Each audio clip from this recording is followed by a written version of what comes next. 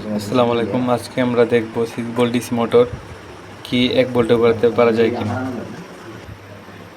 আমাদের কাছে একটি ভোল্টেজ রেগুলেটর আছে।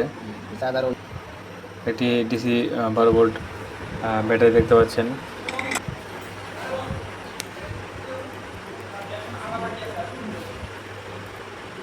কমতেছে, দেখুন এখন ভোল্টেজটি একবারে অনেক কমে যাচ্ছে।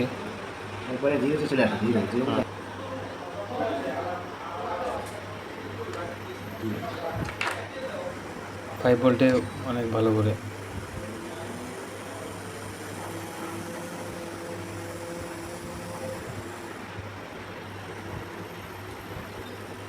দুই ভোল্টেও তো এটা করতে বাহ, মোটরটা তো হেভি মোটর।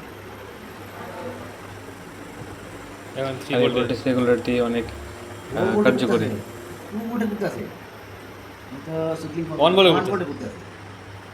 আমরা সিগলিং কম হয়ে গেল। বিশেষ করে ডিসি ফ্যানে এরকম ভোল্টেজ রেগুলেটর আর 6 ভোল্টের মোটর ইউজ করতে পারি। না, এটা হয়েছে 5 ভোল্টে এত স্পিড।